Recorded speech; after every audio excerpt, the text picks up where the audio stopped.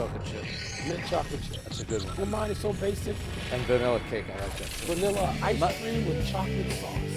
That's The old-fashioned chocolate sauce. That's a Chicago specialty. Yeah, baby. After you eat a deep dish pizza. No deep dish.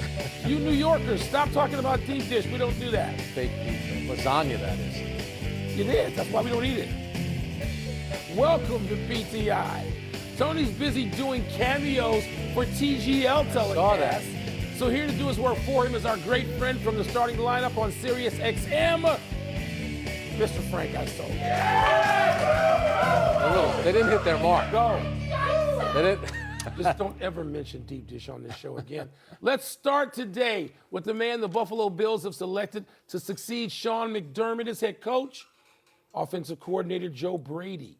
The 36-year-old Brady has been an offensive assistant with the team since 2022 and has led the offense as the OC the last 2+ seasons. Brady is said to have a close relationship with Josh Allen. Frank, how's this hire sit with you? Well, number one, it's a great job because you get Josh Allen. You ask any guy that's going to become a first-time head coach, do you want a great quarterback? So absolutely. Yes. Whether or not it turns out to be a great hire is going to depend on one thing. Can he get further than Sean McDermott did? Can you get to a Super Bowl? Can you win one? So clearly they think. But Brady had been interviewed with a lot of teams, Arizona, the Raiders, the Ravens. So clearly they thought they were going to lose him. They wanted to keep him in the building. But I do love the story of all the people involved with the interview, the owner, the GM, a couple of family members, and also Josh Allen. You know what that means? Josh Allen went like this with the hire. He gave it the blessing. They were going to hire who the quarterback wanted. Mike, you know this. Any sport, if you have a star that big, they're going to have a lot of say, and obviously this is what Josh Allen wanted. No doubt about it. But one of the things strikes me, Frank, and that is that all this lack of getting to the Super Bowl and winning it is being blamed on Sean McDermott. I totally agree. Because the owner steps out there, has that awkward press conference last week. Yep. Right? And it just seems that they're saying, okay, we can keep all these other pieces in place, which is all of them. Yep. We're not going to blame any of this on Josh Allen, nor would I. We're not going to blame this on the offensive play caller, even though he's been an assistant, a top assistant for 2 years and a cog in this thing for 3. We're not blaming either one of them. We're not blaming the GM for not putting more talent around Josh Allen. We're going to blame Sean McDermott and fire him. And I'm like, wow, so you know what? Joe Brady better be damn good. Yeah. Because now there's no buffer between the two of them. It's him and it's Josh Allen, even though I still don't think that team is good enough or has the personnel. They have an entire offseason to do something about it, but I don't think it does. So under Brady, they finished second in points and fourth. They had an MVP, and they also had the guy that led the league in rushing. So offensively, they've been good enough. You mentioned that about McDermott. So Pagula says he walks into the locker room after the game, everyone's despondent. Yeah, because you just lost, a game. An awful loss. And Josh Allen's despondent. Yeah, because he had 4 turnovers in the game. Supposed to be. So, the biggest mistake Sean McDermott made to this day is still the squib kick to the Chiefs. Yeah. Yes, right. That was the game that they should have won, and they should have been playing. They should have been playing an AFC Championship game. But to sit there, clearly everyone is staying, Mike, except for Sean McDermott. Sean McDermott. So that could fall under the old cliche, and coaches hate this. Wow. We need a new voice in the locker room. All that nonsense. But it doesn't seem like that. They took that thing hard, and as they should. As they should. But there was no indication outwardly that the players who were taking it hard were blaming it on Sean McDermott. But the owner did, and the GM did. Yeah. And now, so this is what you got. You better make good. Yeah, so Brady had a backer in Josh Allen. He also had a good agent because he interviewed, like I said, Cardinals, Falcons, Raiders, Ravens, Dolphins. A lot of places. They thought they were going to lose him, so they hired him. All right, let's move to the NBA and Kevin Garnett's tough words for LeBron James. Garnett said on his podcast, everyone has a podcast, Mike, that LeBron fouled up the tradition of the NBA All-Star Game in 2012 when he passed the ball twice in the final seconds rather than go one-on-one with the great Kobe Bryant. All right, Mike, people love to blame LeBron for so many things. Do you blame him for the decline of the All-Star Game? Not at all. Not at all? No. The All-Star Game was going down. It was headed down. This is one of those cases, Frank, where I never spent any time trying to figure out who to put the finger on for specific blame. The whole culture is to blame. The league is to blame. And the top players, all of them share in some blame. Now, for those of us who were around that game and the aftermath, yes, Kobe Bryant issued a on-court verbal challenge we all could hear to LeBron James. Yep. And I don't know why LeBron didn't take him up on it. Part of the culture and the history of the All-Star game was to take people up on it. Yep. Whether this was, remember, we got beef going back to Jordan and a freeze out. That's right. We have stuff with Kobe and Michael. In 98. And so it all seemed, if not in good fun, it all seemed to be acknowledged in real time. This, though, stuck, and LeBron gets the blame for this. I'm not going with that. I think in that moment, I do understand LeBron not just going along with the spirit of the game. Kobe wants to go with him one-on-one. So the first pass... It's like a hockey fight. Let's drop the gloves. Exactly. And LeBron declined. So he throws it to Darren Williams because they were down 2. Darren Williams shoots a 3. Darren Williams was 8 for 10 at that time. So you could say it was a basketball play. Yeah. If you watch the replay of it, I had a close look at it today. Kevin Durant on the other one comes over and double teams, and LeBron, that's his instincts. That's right. But so I'm not going to, the players might think that moment. I think the fans think, you don't show up for ever in the slam dunk. Kobe and Michael did it. So now Zion Williamson doesn't show up for the slam dunk. That hurts the weekend, Mike. And I think the other thing was, what hurts the weekend is they don't give a damn about Sunday. They don't want to play the game. And maybe that was a player empowerment thing, but there's a couple of years ago, Luka's not trying in the All-Star game. Nikola Jokic, and then last year they turned the All-Star game into a round robin, and then you have the game was spent with, it was a Kevin Hart celebrity roast, and then we were celebrating inside the NBA because, as you know, they went away, even though they're back this year. Yeah. So the game gets hijacked, but the players need to try more. That's the biggest issue. And the league needs to try, and the league got it wrong again. The league was scared again. It's a gutless move to put this All-Star game out there. You walk right up to the line where you can get something that people are engaged by, and either 2 or 3 players or their agents, you know who I'm probably talking about, if you want to blame people, 2 or 3 players or maybe 1 and an agent, they don't want to do it, so you don't do it. So you put something out there on Sunday that's so embarrassing, the commissioner had to admit the following Monday he was embarrassed. A couple of years ago, they had Larry Bird and Dr. J ask the players to try hard in the game. I've said this before. You look at the baseball All-Star game, Ohtani might get 2 at-bats. Aaron Judge may get 2 at-bats, right? The fans understand that other guys are going to play. Yeah. Go to the players the night before the game, how many minutes you want to play. Nikola Jokic say, I'll play 8 minutes, right? Play those 8 minutes. Call the top players in the office in the off-season and say, we're not going to have an All-Star game. That's an embarrassment. So participate and help us put together something that's honorable Jalen Brunson, instead of that garbage that's out there. Jalen Brunson, Tyrese Maxey, Tyrese Halliburton, those guys would have played harder. They didn't play them last year. If the stars don't want to play, pull them out of the game. Send them home. Exactly. Won't happen. No. League didn't have the guts. Let's go to the Australian Open, where Coco Gauff went down swinging.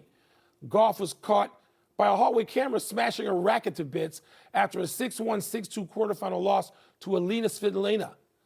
Gauff said she didn't think the moment needed to be broadcast because she thought she was in a private space, no cameras, and swore off breaking rackets on court in front of the cameras. A while back, are you with her? All right, so the only thing more broken than that racket is her serve. In the first set, 5 double faults. She was broken 5 times. She had 7 doubles. Yeah, the match was 59 minutes. So Sabalenka, the year before, 2 years earlier at the U.S. Open, I love the way Sabalenka did it. She walked into the area where players warm up and they have their physios with them. She finished second, so they give you that silver plate. She calmly put the plate down, casually walked over, and then just smashed her racket. I think it's a very human thing to do. I can understand why Coco Gauff is upset. It's an image thing, but then talk to the tour. Tell them not to put the camera there. The biggest issue with Coco Gauff right now is her serve. Her serve is terrible. By the way, I thought Coco Gauff's explanation was spot on. And she said, I went to this place because I didn't want the kids to see this. But I needed to get this out. Of course you need to get it out. I got it out once against St. Ben's when I lost in high school and did that to the only 3 rackets I had or could afford. Coco Gauff is totally fine smashing her racket. It's the serve she's got to get together before we get to say the French Open. She's got a few weeks left, but that's all that matters here. And players should go to the network or televising networks and the tour and say we need a space where there are no cameras. Exactly. And do whatever you want to do. And they have the power to do it. But it was very similar to Sabalenka, where she calmly walked over. She's not ranting and raving, and then she just smashes a racket. And I thought when it happened with Sabalenka, maybe Sabalenka publicly didn't make a big deal of it, but I thought some of the players were thinking, whoa, because there are cameras now everywhere. Everywhere you go, there's a camera. Yeah, and I think the players are thinking necessary. that. And you know how it works with the locker room, too. There is a sanctity of the locker room. I know that's not the locker room, but they view that as an area which should be off limits. And it should be off limits. And you don't need every single moment to be. It's not the Truman Show. It's a damn tennis tournament.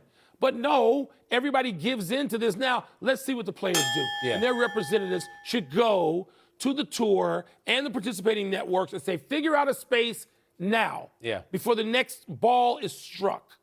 6 Americans on the men's and the women's side made the quarterfinals. That's the most we've had in the quarters since the 02 U.S. Open. And quite a few maybe American tennis stars are back, have gone out, too. but not Coco's racket. That's gone. We're taking a break. We're coming up. Drake May didn't tell his lineman about the keeper that clinched the Super Bowl berth. We're going to ask Jeff Saturday about that. We'll also ask him about Mike McCarthy's desire. Wait for it, Mike. For our great friend, ESPN NFL analyst Jeff Saturday. And Jeff, I am still curious about Drake May running for that game-sealing first down without telling his lineman that he was going to keep it. And first, I'm wondering, does this happen often? And secondly, how would you have felt about not knowing when you look up and see your quarterback peeling left with the game on the line? Hey, we never knew, Wilbon. We never knew. If Manning was going to pull that thing, he never told anybody. Wow. You pull that thing, we're going to run zone. Everybody run zone as hard as you can. And let me tell you what it does. It stops what you call the peak, right? It's innate in all of us. You're blocking. You kind of want to just peek over. Hey, where is that? Did he make it? Did he get there? Is the crowd going crazy? Like all those things. They need a full sellout. Like just push as hard as you can, run the play called. But we never knew. I was never offended. I didn't want to know for that exact reason. I don't want to be the reason pulling up on my block. Because, Peyton wasn't Drake May. I mean, that dude runs a 7.0 40. You know what I mean? 7.0. So you got to make sure he gets all the advantages he can get. You ain't got no speed on the edge, bro. Just make it. Just get there. We'll all be happy. That's a great inside baseball moment. That was a great improvised play. All right, let's stick with the Patriots' offensive line. How concerned should they be about their rookie left tackle, Will Campbell? Yeah, he's struggling, Frank. I mean, and here's the deal. This is not going to be solved, right? I mean, he hasn't taken this large leap come playoff time. And the truth is, he's played some vicious defensive ends. Like, if we're being honest, this isn't like just run-of-the-mill guys are coming and just beating the brakes off the guy. He's facing the best in the league. Like, all 3 of the defenses they faced in the playoffs have all been legitimate and all had good pass rushing edges. It's part of being a rookie left tackle. And I love the fact that he's fighting out there. He's doing the stuff he's trying to do. He's trying to work his technique. Sometimes it's good. Sometimes it's not. I will say this, though. From Drake May's perspective, he has to be aware of that and understand most of the time in Campbell's problem, he's getting pushed in the pocket. So meaning he doesn't necessarily just whiff, but the guy's putting power to him and driving him back. May's got to know that, keep 2 hands secure the ball so that guys can't reach over the back edge and knock the ball over his shoulder. That's the biggest thing that you get concerned with getting driven back as a left tackle. Obviously, the Nolan Ryan is a no-no, right? You're a no-hitter out there, he's going to kill the quarterback. But the getting pushed back, you can limit some of that. I like that analogy. All right, the Patriots defense, they've been strong against the run this year. If you're tasked against, running against them, what would you tell your line mates? Yeah, creativity from the run game, right? Understand that, like, inside zone, outside zone. Can we get some motion? Can we get some things that make some eye candy? Like get linebackers looking, maybe get them rocking, maybe get them stepping out of a gap so you can catch an edge. But the biggest thing about run game, it's leverage the man that you're blocking and leverage the play. And so from Seattle's offensive line, that's exactly what they're going to be coached on. Make sure their hat's in the right place, where you're leveraging the play, and let Walker or whichever running back is do the rest. You're not just going to take and physically dominate play after play, but if you get enough, and that's the one thing about Seattle, even when they weren't efficient in the run game, they stayed true to it. Mike McDonald, he didn't bail off of it. He's like, well, we're going to keep doing it. They've gotten better as the season's progressed. So you got to they're going to stick with it, even when it's not efficient.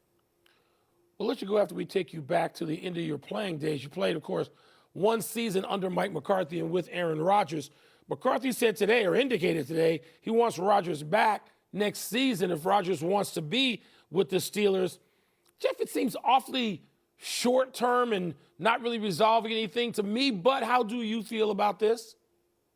Yeah, I think from McCarthy's perspective is it buys him a little time, right? I mean, you're replacing the guy, right? Mike Tomlin is the guy. The only knock on Mike Tomlin has been winning in the playoffs. So for him to draft a quarterback and go win in the playoffs, especially in that division he's in, to get in the playoffs is going to be work enough. I think he would like to be able to kind of lean on that vet, right? Being Aaron Rodgers. But the truth is, they're going to have to figure something out for the future. You know, Aaron Rodgers in the future, the why you brought Mike McCarthy in, right, at 62 years old, going to the Steelers, is to develop a quarterback. So you got to trust that he can do it, get the right guy, find the right timing of doing it, whether it's mid-year or even watch for a year and come in the second year. But I think that's really why he would appreciate Aaron Rodgers being there for another season. They're very comfortable knowing the offense, of knowing what each other's thinking. So obviously there's some familiarity there. But being able to develop a guy under that, I think, is really what would benefit him the most. Only part that scares me is another season having to talk about Aaron Rodgers. Thanks, Jeff. We appreciate it. Appreciate it, fellas. Thanks, Jeff. Let's take one last break, but still to come. The Pro Bowl weekend is diminished, but so much that Shedeur Sanders deserves an invite. And how fortunate was Arizona to escape BYU last night? That was a good game. Good It was. Good inning. Block shot.